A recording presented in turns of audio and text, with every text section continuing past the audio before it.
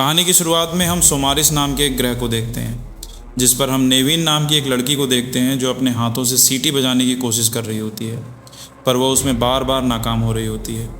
उसके बाद वहीं हम नेविन के माता पिता को देखते हैं, जिसमें पिता का नाम मिल्स और माता का नाम एलिया होता है। अब यहाँ पर मिल्स और एलिया आपस में बात कर रहे होते हैं, क्योंकि मिल्स ज़्यादा पैसे कमाने के लिए एक स्पेस मिशन पे जा रहा होता है। दरअसल मिल्स की बेटी नेविन को एक खतरनाक बीमारी है और उस बीमारी का इलाज कराने के लिए मिल्स के पास पैसे नहीं हैं। इसलिए मजबूरन मिल्स को पैसों के लिए स्पेस मिशन पर जाना पड़ रहा है और फिर इस मिशन के बाद मिल्स को घर लौटने में लगभग 2 साल का समय लगेगा। उसके बाद मिल्स अपनी बेटी को हाथों से सीटी बजाना सिखाता है। उसी बीच नेविन कहती है, आप मेरी वजह से जा रहे हो। इस पर मिल्स कहता है, मैं तुम्हारी वजह से नहीं, तुम्हारे लिए जा रहा हूँ।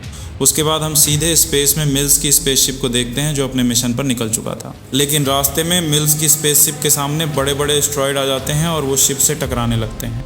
उसी हलचल से मिल्स की नींद खुल जाती है और वो एकदम से उठकर बाहर देखता है, लेकिन तब तक बहुत देर हो चुकी थी। कई एस्ट्रॉयड शिप से टकराने लगते हैं।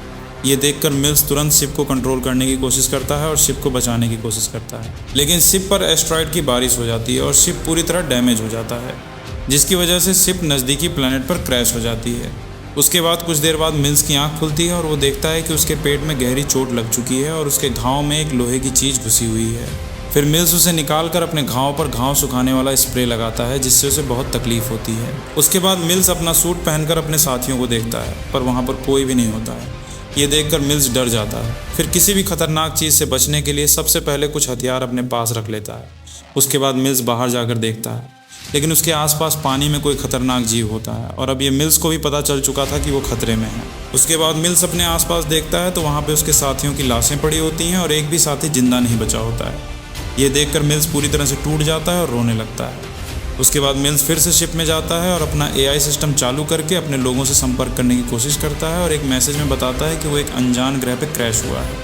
उसके सारे साथी मारे गए हैं और वो अकेला ही बचा है। फिर मिल्स बाहर आकर अपना हेलमेट उतारता है तो उसे पता चलता है कि यहाँ के वातावरण में भी सांस ले सकते हैं। अब यहाँ पर हमें पता चलता है कि मिल्स 65 मिलियन साल पहले की पृथ्वी पर आ चुका है, जहाँ पर इंसानों का नामो निशान नहीं है। फिर मिल्स फिर से शिप में चला जाता है। मिल्स यहाँ पर बैठकर सोच ही रहा होता है कि तभी उसे स्क्रीन पर किसी इंसान के जिंदा होने का पता चलता है।